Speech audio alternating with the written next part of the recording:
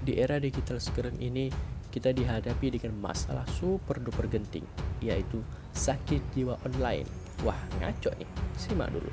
Pertama, pernahkah kita mikir kenapa kita posting hal yang memanipulasi diri kita?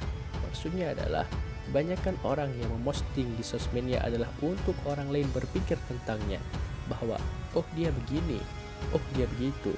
Pernahkah kita berpikir kenapa kita posting apa yang kita makan di resto ini, padahal kita bukan pemilik atau ambasadornya? Pernahkah kita berpikir kenapa kita sulit fokus pada karya dan lebih fokus pada komentar dan like? Kenapa kita melakukan hal-hal yang secara umum orang-orang melakukannya? Jawabannya adalah karena candu. Ya nggak apa-apa candu sosmed daripada candu alkohol, kata mereka. Sebenarnya sama aja kedua hal di atas. Pernah dengar berita seorang ibu-ibu terlalu asik main FB, anaknya lari sana sini dan tiba-tiba ditabrak truk. Ini sedikit contoh dari banyaknya insiden serupa. Dan ini sama saja seperti Anda minum alkohol sampai mabuk dan gak sadar anaknya ngapain. Kembali ke awal, memanipulasi diri agar terlihat perfect di hadapan orang lain. Fix, ini sakit jiwa. Karena kita mencari kesenangan dengan like dan komentar yang mana tidak ada keuntungan dalam hidup. Wah, untunglah saya kan senang, kata mereka. Nah ini nih, mereka gak sadar kalau itu memengaruhi kesehatan mentalnya.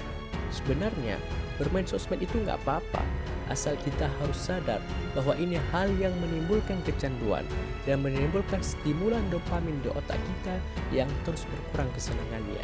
Dan artinya kecanduannya akan bertambah, maka dosisnya juga bertambah. Jadi itu menimbulkan kecanduan dan kecanduan harus dimanage. Tapi orang yang sadar dengan kecanduan dan juga menciptakan perasaan loneliness yang sangat tinggi, terutama anak-anak muda. Mereka nggak sadar bahwa apa yang dilihat di sosmed adalah palsu, karena nggak mungkin ada orang yang posting di IG atau dimanapun dengan keadaan mereka lagi terpuruk hidupnya.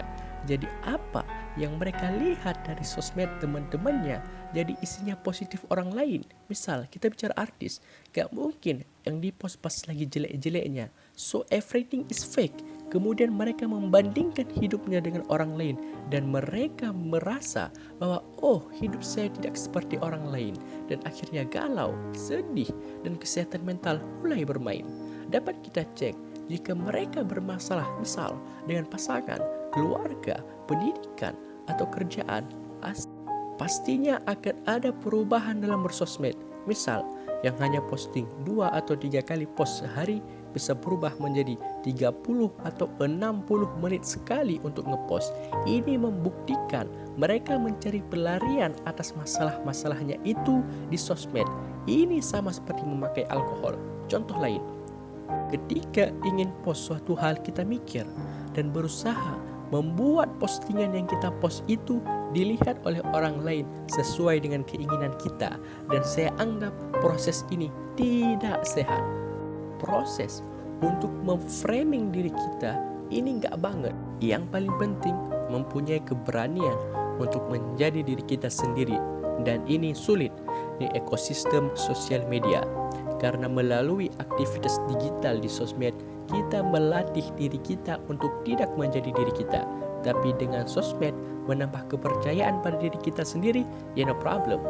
Kemudian ada kasus lain, bocah SD membuli temannya sampai masuk RS. Ketika ditelusuri pada orang tuanya, mereka mengatakan anaknya soleh, santun, penurut, dan sebagainya. Yang baik-baiklah. Tapi ketika ditanya sudah periksa sosmednya, mereka nggak bisa jawab. Di sosmed kita bisa lihat bagaimana orang-orang dewasa saling membuli dan menghujat, dan luka akibat ini akan lama sembuhnya. Maka dapat kita lihat banyak artis yang bunuh diri karena itu. Kesimpulannya, silahkan bersosmed, tapi Anda harus ingat bahwa ini adalah hal yang candu dan kecanduan harus dimanage. Kemudian jadilah diri sendiri di sosmed, jangan pernah berusaha memframing diri agar terlihat perfect. Dan terakhir, mulailah untuk menghargai satu sama lain.